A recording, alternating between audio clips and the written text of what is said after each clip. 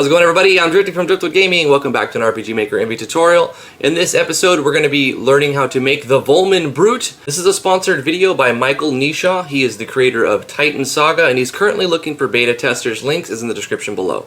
This monster we're going to be making is called the Volmin Brute, a beastman type of rat creature, and it comes out at night. It's a nocturnal creature. Volmin consists of several different types of rats. The Brute is going to be more of a tanky area of attack dealing creature. So we're going to start him off a lot of HP, high amounts of attack and defense, a good magic defense, not so much magic attack, a little slightly higher than average agility because it is sort of like a rat type beastman, and probably average luck. Now remember, this is just a template. These numbers are only arbitrary and you're going to change them according to the stats in your game. I'm going to go on a scale of 10 to 100, 100 representing like very, very high, and then 10 is like very, very low. We can kind of go by that scale. We'll say he's got about 1,000 HP, and he won't need any magic. We're going to move on to attack, and he'll have a kind of a high attack, so we'll say 70 attack, 60 defense, 40 magic attack, 50 magic defense, we'll say 60 agility, and 50 luck.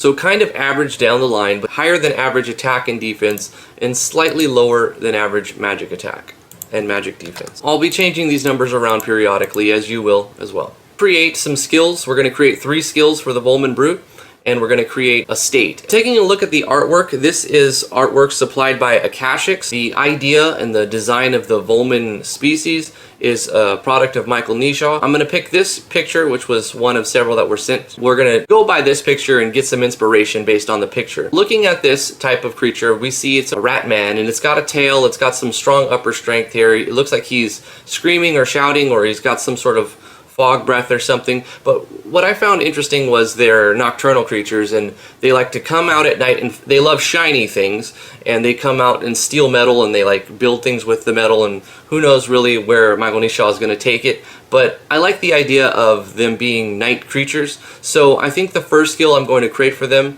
is going to be Night Terrors. So this is going to be one we will design a state for as well. Let's go ahead and jump over to the skills right now. We got a blank slate here. We're going to design Night Terror.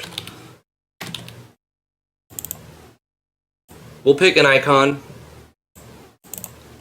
and we will design the state of Night Terror right now. So we're going to have it inflict the state. So let's jump over to our states and add Night Terror. Night Terror is going to be a skill as well as a state. To differentiate, I think I will name the skill Night Terrors with an S, and the state will be called Night Terror, singular. So what this is going to be doing is acting as like our secondary paralyze. So we will go ahead and put in cannot move. So when they are under the effects of Night Terror, they cannot move. They're set to be paralyzed. So we'll set the priority just a little bit higher than average. And instead of using an SV overlay, I'm going to use a Yanfly plugin, State Animations. And we're going to create an animation for the skill as well as the state that will apply over and over. So for now, I'm going to put in 111 just to so it doesn't crash in case we forget to design the animation for it. So we're going to say this is going to be removed at the end of battle. If we defeat the creature, we're no longer terrified by it. And we have a chance to remove the Night Terror at the end of your action. Let's say it'll last for 2 to 4 turns. And this could be changed in your game if you feel it's too strong or too weak. We can add secondary effects to Night Terror, which I think we should, just to give it a little bit of customization. So while they're under the effects of Night Terror, they could also have a defense debuff. So let's go ahead and add a trait. We'll go to debuff rate, and we'll select defense and multiply our defense by 80%. So this is going to affect our defense by 20%. So not only are you paralyzed, you're going to take 20% more damage approximately versus skills that are targeting your character's defense stat. And when designing state animations, you don't want any sound effects. You just want a small animation to loop over and over and over. We can either take a template, copy, paste, and manipulate that, or we can design from scratch. Let's try to do a copy paste of a previously designed one, and then we will design some. We're going to have to design quite a few. This is quite a large number of frames. Let's get rid of screen flash and the sound effects, and we will get rid of some of these frames. So let's go ahead. At the start, we have little eyes, they grow bigger. I like how they kind of fade out here. but that's too long and we have too much of the same thing happening, so I'm going to start deleting frames when I don't see much change. This is just an intensity change. Okay, that's a different kind of a jump right there. We'll keep some of the jump right there, and then we will get rid of these other eyes that just kind of fade out. So it should be shorter, no sound effects, not a lot of flashing. 115 we have a target flash, which I don't want. We're going to get rid of that. No flash. So it will loop that over and over.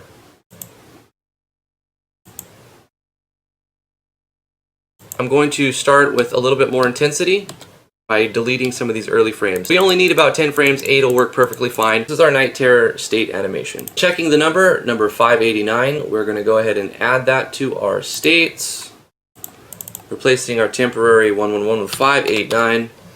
State animation 589. Let's go ahead and test this very quickly in the game. I'll design a quick scenario and we'll take a look at what it looks like, and we may need to change it before we move on. Before we're able to test our animation, we need to find some way to inflict it and to see it in battle. Let's go ahead and add the Volmin brute to our troops. In order to test the state animation, we're going to need to apply it to a skill that will inflict the state to the character and then give that skill to a character. So we're going to test the animation, but we still have to follow through with this making of the skill.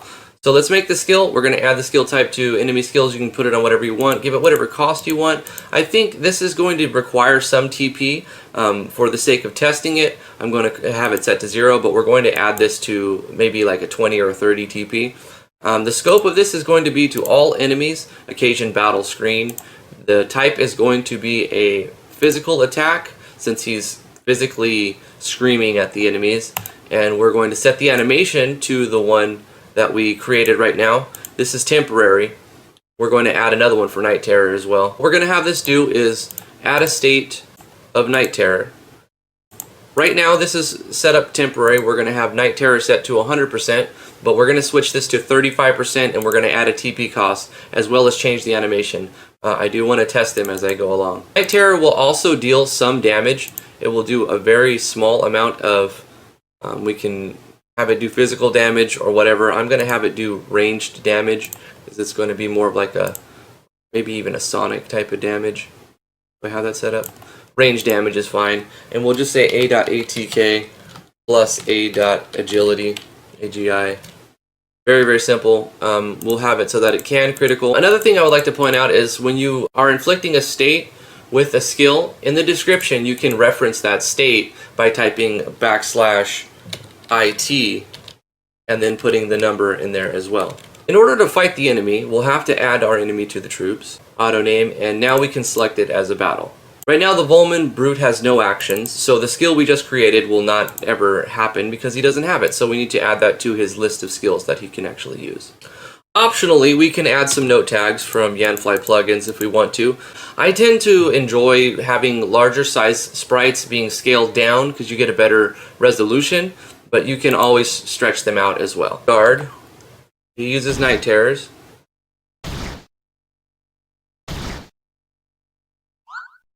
And he seems to keep going because we are paralyzed by that move. So when he lands Night Terrors, you can see that we are inflicted by it, and he keeps adding to the state. So he's using it over and over and over. So it could be incredibly overpowered here if you only have one character, because it's set to 100%. But we're looking at the animation. I wanted to see the animation over and over and over. And we got to see it. And set it to 35%. It won't always land. We'll give it a cost of 20 TP. We'll also give him some basic attacks. To find some special traits, we're going to give them affinities to earth and poison. Let's add some element rate adjustments.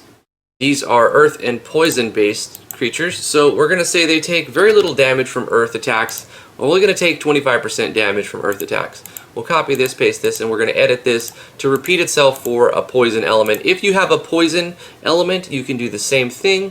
For me, I'm going to say enfeebling. In order to balance them out, if they are strong against a certain number of things, they would also need to be weak against a certain number of things to incentivize the player to apply strategies by attacking the elements that the creatures are weak against. And they will take extra damage from another type. Let's say water attacks. Like metal objects, they are strong against earth type attacks. They are strong against poisonous attacks, but they're weak to water. They don't like to get wet. Water rusts their metal. They don't like that to happen, so they're weak to water. They'll take double damage to water. Fighting the Volmin brutes and the Volmin class of enemies, you'd probably want to shower them with water, and they just really don't like that. Since they have skills that do a basic type of paralyze, we can also apply state rates. And let's give them immunity to their own state. They cannot be Night Terrored. Night Terror is basically some form of paralyzation, so we'll give them a basic paralyze immunity as well. So they're immune to paralyze. And paralyze is similar to stun, so we will give them a state resist of stun. So they're hard to be stunned. We'll say 50% resistance to stun. On top of whatever percent chance that you have. So if you have a 100% chance to land a stun using your ability, it will only work on them 50% of the time. We've gave them some sort of state resist and adjusted their state rates and buffed them quite a bit. We need to also compensate and keep the balance by giving them some sort of weakness to something else. We're going to multiply the amount of magical damage they receive. They're going to take 10% extra magical damage from all sources. So casting a water spell on them is really going to hurt them quite a bit. Not only will it take double damage from the element, but it will be boosted by 10% on top of that based on the fact that it'd be magical. So like a blade attack is physical, that does water, will only do double, but if it's like a spell or a magical means, then it'll do an extra 10% to compensate for their state resistances and their state rate bonuses. Let's design some items. What kind of items would these characters drop? They would probably drop some sort of fur or nails or teeth. I think teeth would be a good one. So let's make a trash item for them. We're going to make a trash item called the Volmin tooth. And it could be a crafting item. It could be an item that's just sold. You can also add other items just like this, just to give it a chance to drop something. So we'll find an icon that looks sort of like a fang or a tooth. Perfect. You can give it whatever description you like. It'll be a regular item. It has no scope. It's never used. It's not consumable. It's just going to have some sort of value, and the price of it is arbitrary. It depends on the economy in your game, but you can set it to some small amount of price so that when the players get this, it has a value to sell. Or you can put it inside of a crafting system as well. So we'll create a Volmin tooth. We'll go back to our enemies and give him the chance to drop a Volmin tooth. We'll say 33% of the time, 1 out of 3 he's going to drop a tooth.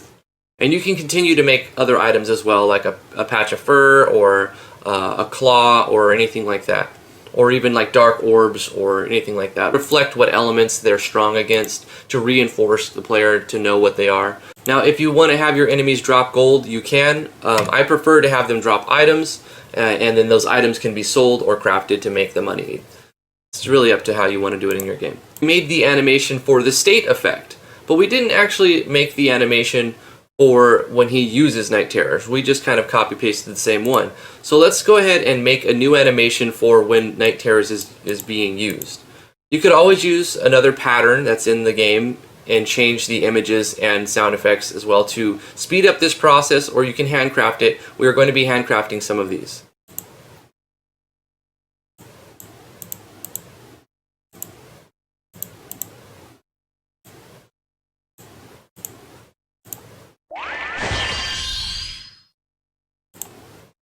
So there we have it, copy pasted a pattern. I changed the sound effects and the animation images that are being applied there. And then we have Night Terror. So we'll go to the skill and we will change the animation that's being used for it from the state animation to the actual animation. So they should look very similar to associate them together, but they don't always have to.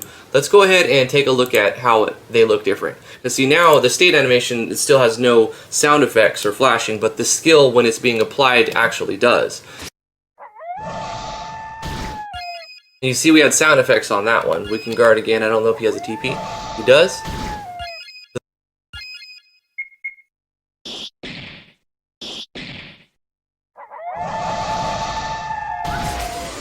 Very nice, very nice. So that's how it works. It did actually land on one of the 4 members. It could have landed on Stormy or Mars, but they died in the first hit because they're only level 1. He's set to level 99. Driftwood is set to 99. The rest of them are set to level 1. Looking at this enemy, he's got some strong upper body strength. Looks like he would have some sort of like uppercut or claw strike. You know what? He would be like a pounder. So he's probably going to have an uppercut. Let's give him a skill called uppercut. And he does have a long tail that he'd probably use for like a tail whip. So we'll give him a couple of physical abilities, uppercut and tail whip. Let's do something like that. This is the scope of one enemy, usable only in the battle screen. And we'll make the uppercut not cost any TP, because it's going to be his kind of basic attack. And we'll actually have it generate 10 TP as well. You won't see the description for these moves unless you create a blue mage, and the blue mage will learn these skills, which is always a fun thing to do. This is a physical attack, and we need to give it some animation. We'll declare the damage type being HP damage, and we'll say this is a physical damage attack. If you use armor scaling, you won't need to do any subtraction, but if you're not using armor scaling, you might want to add a subtraction to the formula. So since we're being attacked with an agility and mostly attack stat, we probably want to use the opposites to determine the negation of the damage. All right, so it'll be not too basic, but also not very complicated. We'll say attack times 4 plus agility times 2 minus the opponent's or your target's defense, luck, and agility. Physical attack is kind of a basic attack. Let's create an animation for the uppercut. Let's design this one from scratch. So we'll take our animation for, let's say, a slash. Let's use this slash one that was given to me. And we will use like a reddish tint. And even though this is made for a slash, we could probably invert it to create some sort of uppercut. And we can even create a secondary animation to give it some sort of physical blunt attack or something. So yeah, we can use this one. I like this one. We'll give a little bit of a different tint. So let's start off by, where would the attack come from? Probably come from the bottom. So we'll start right here and create a new one by right-clicking and inserting new. And we'll put it in a general area where we want. We're going to click on the frames and click on new. That'll add another frame. And you can see that it ghosts the previous frame. So you see that it's highlighted right here to show you that this is where it's at, this thing was added. But you go to the next frame, this is not actually here. It's just ghosting a frame to show you where the last one was at, in case you want to line up the next one, which you can always do. So we're going to work our way backward and rotate these for an uppercut. So that was the first frame. We're going to manually create this so it can get sloppy real quick if we don't do it very well. We're going to go right here, click on the hyphens, right click, insert new to add a new frame, and we'll right click new on the inside and put this in here. I'm going to right click on the frame itself, edit that, and I'm going to change the rotation. So the rotation right here, I'm going to give it a little bit of a spin. We'll say 90. Actually, I want to go the opposite direction, so I'm going to say 270. Yeah, just like that. So from there, we're going to start doing the uppercut motion. I'm also going to expand the image by upping the scale by 25%. So there's our next frame. Insert a new frame. We'll take the next image, right click, the next pattern, put it in a similar area, edit the properties of it. We're going to keep the same scale but go up 10%, so 135%, and we're going to keep the rotation the same. 270 might actually look really, really good. I'm going to actually rotate that more. Say 300 degrees. No, I want to switch this one up. We're going to go 200 degrees. A lot of trial and error will go into this. So this is good right here. So this is going to move a little bit closer and to the right. So add another frame underneath that and select the next one. Right click, insert a new one. Do your rotation how you want. I'll say 310. Just testing it out, we'll say 145. Nope, I don't like that. I'm going to whip this around to 75 degrees.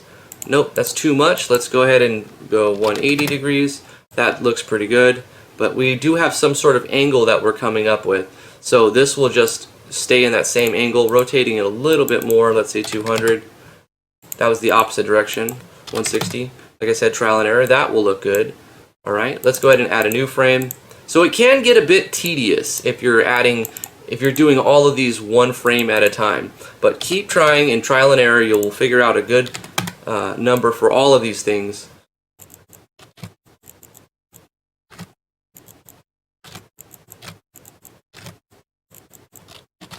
There we go. That was really good. Just kind of size a little bit more. Yeah. Yeah, that was really good. A little bit more. Yeah, there we go. Like that. Add another frame. So you can use the previous setting by right-clicking, copying it, and then pasting it on the next frame.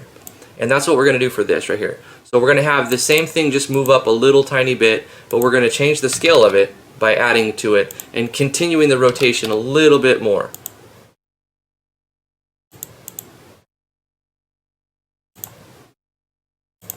So we're coming from the bottom and it swings in and uppercuts. Bang! Bang! Nice. Now we can use the second. This is kind of a short one, actually. 5, 6, 7, yeah. And since it's a basic attack, we don't want it to be too long. Now what we can do here is take the explosion from this and kind of predict when the impact sound is going to happen. I think between 5 is a good spot. So on frame 5 we're going to add the other animation. You could have multiple animations. Let's get it looking, let's get it looking the way we want before we move it into place. Let's say we'll take 200% look at, and maybe rotate this a little bit. At this rotation 90. No, 45. That works. A little bit of impact on frame 5. We're going to copy that same thing and we're going to paste it on frame 6. We're going to move it into place to where it was. We're going to keep it pretty close to where it was. We're going to edit this and we're just going to increase the scale. We're going to add to the opacity. This is going to make it more see-through so like it kind of disappears. And we're going to keep the same. Actually, we can rotate it to 90. It'll look good. So we got this bang effect. And we'll copy this one. We'll go to frame 7, paste it over to where it was on frame 6, and repeat the process. Edit this to, we can actually change the pattern too. That would look pretty good too. Increase the scale more, give it another equal number of rotations, so another 45 degrees, we'll say 135. And let's change the pattern on this second one from pattern 7 to pattern 8. It will probably look better as it cycles through them. So from frame 7 we're going to change the pattern from 7 to 9 because the one prior to it was 8, and that might look good. Bang. Bang. Okay, so now we've got 7 frames of custom animation. We need to add flashes and sound effects. We need to add sound effects and flashes to our custom animation. So let's do that. We also need to give it a name. So we're going to select frame 5, and we're going to need the other animation. So we'll use that one, and we're going to create impact sound with combination of sound effects.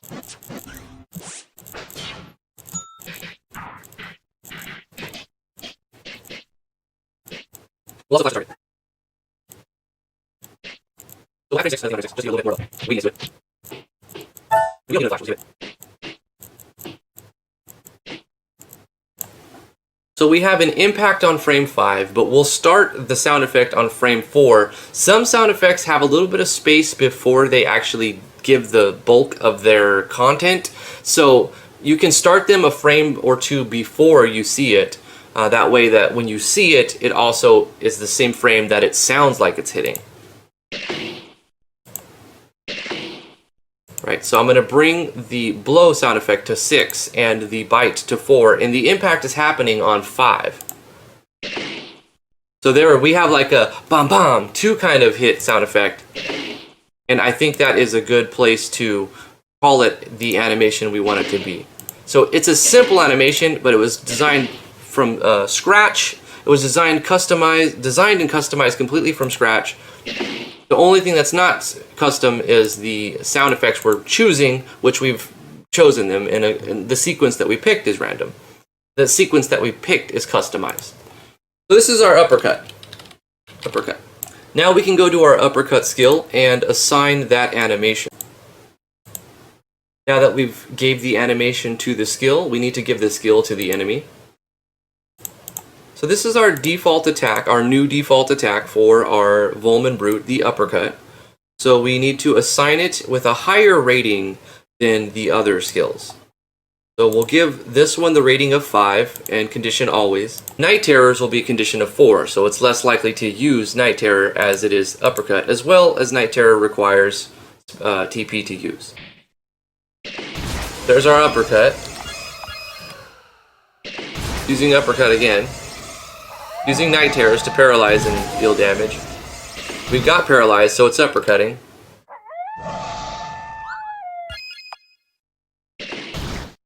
Okay, so we need to pay attention to where the animations are being played, and they look like they're off a little bit, right? We're also not using any sequencing. So what we can do with that animation to adjust it, this is why we test it. is change the position from center to head. So we're going to change this to raise it up a little bit to see how that affects it.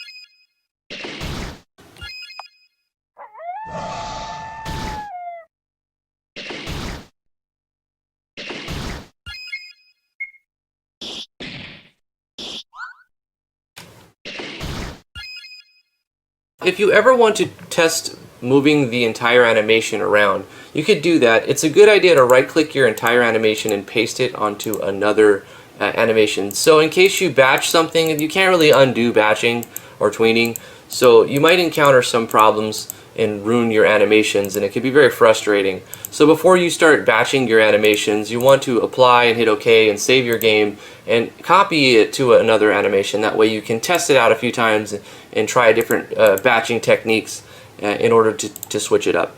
Now what I'm noticing is that it looks like the uppercut is happening on the bottom right corner even when I select position of head, and I want to move everything up closer to the center or the top. So what I'm going to do is adjust the X and the Y a little bit. So the way that I'm going to go about doing this is try to select everything and change the X scale to -100 and the Y scale to -100 to see what happens. Now that I've got the batched one, I'm going to I'm going to switch it up because I batched the different one, 592 instead of 591.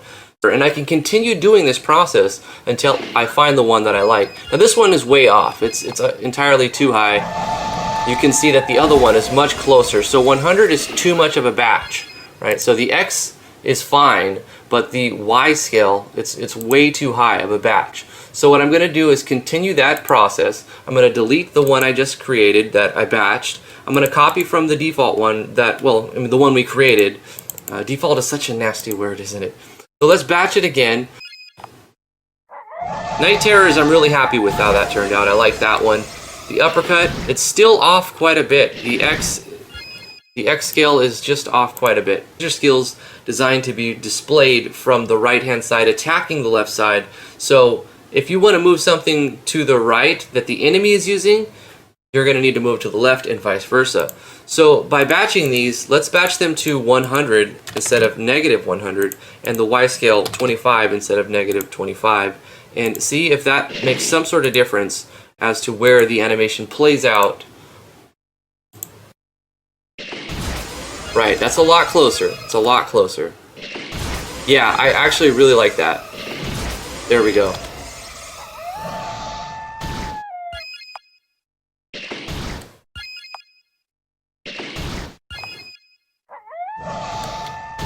So we're almost to where it's perfect.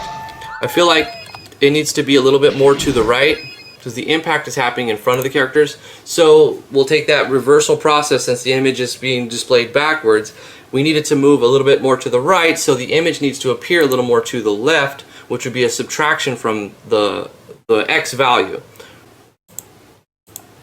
And we're getting a lot closer to where I want it to appear. It's probably clear to see now that creating your own animations from scratch is a lot more time consuming than copy pasting a pattern and changing the images and sound effects. It can be a lot more rewarding, and it depends on the sprites as well. Continue this process until you get it to look like you want it to look like. There's uppercut. I'm going to be satisfied with that for now. Now we have one more skill that we need to design, and this is going to be our tail whip skill. So let's go ahead and start that.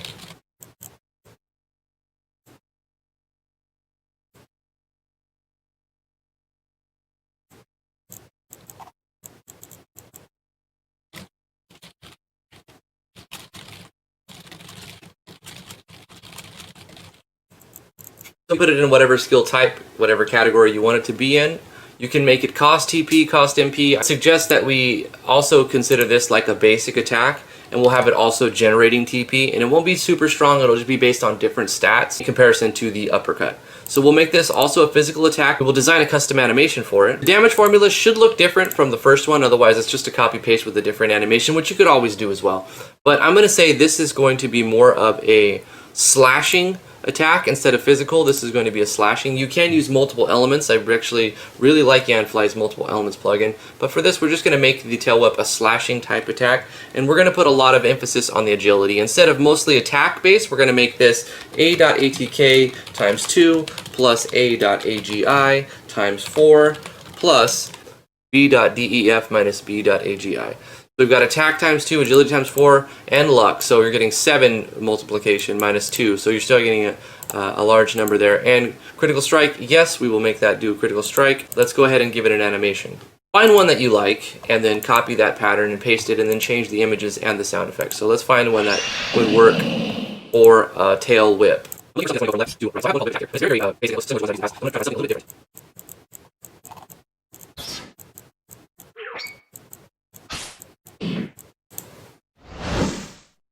Yeah, let's take this arrow one and paste it.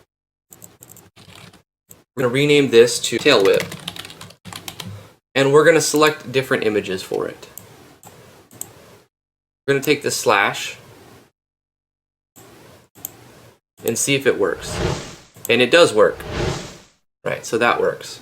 But we're going to add another one. Let's go ahead and add something for an impact. You know what? The heal too will actually work if we do this nicely. Even though it's not a healing skill, what we can do is on the impact frame, I would say it's frame 6, 5, 6. We'll take one of these little flashies, we'll create a new one, put that right in the center where we want it. We'll edit this to be quite a bit bigger, let's say 300%. And we could even change the blending mode if we wanted to. I don't like that blending mode. Let's try additive. Yeah, it'll make it brighter basically. And we can give it whatever we want to add to it. Some opacity. And we copy this. We go to 7 and we're going to paste it exactly where it was onto 3. But what we're going to do is just change the pattern. 108 to 109. And then what we're going to do is copy this one.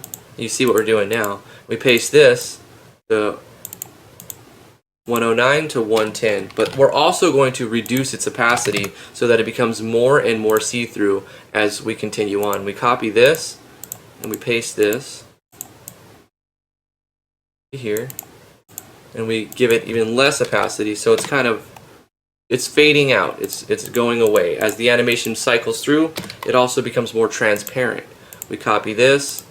On the final frame, we won't put it on 11, we'll put it on 10. And we will edit this to say the next pattern, 112, and it will be a little bit stretched out, 325, oops, 325, and 50 opacity. Boom. So now if we look at it, you see it's got more of a flash to it. If any frame doesn't look right, we can always go back in and change it. From here, 7 to 8. Looks like it needs to be a little bigger. So we'll say 310.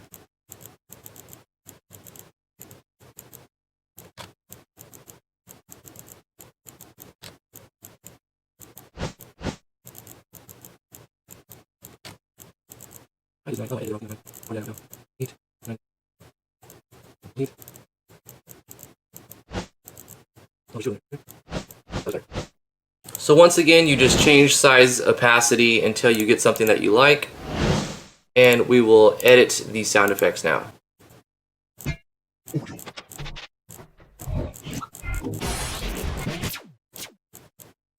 I prefer to not use screen flashes very often, so I get rid of them for the most part.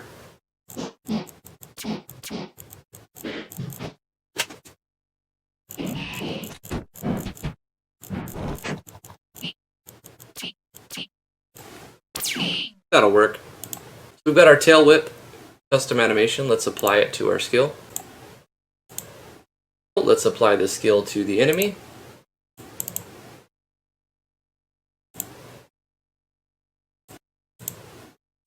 We'll give it the same rating as our uppercut, so that our uppercut and tail whip will alternate equally and they won't require any TP. When the Volmin brutes have enough TP, they'll use Night Terrors.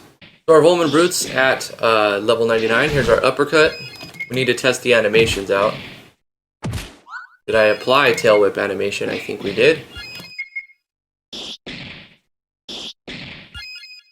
He's definitely getting some TP. He's using Night Terrors. That should wipe out the noobs. Level 1 there. An uppercut. Night Terrors.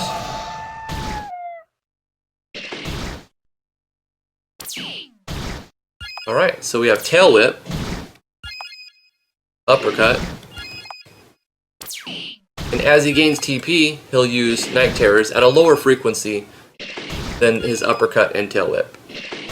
If you wanted to further this, you could always add action sequencing and have the enemy jump across the screen.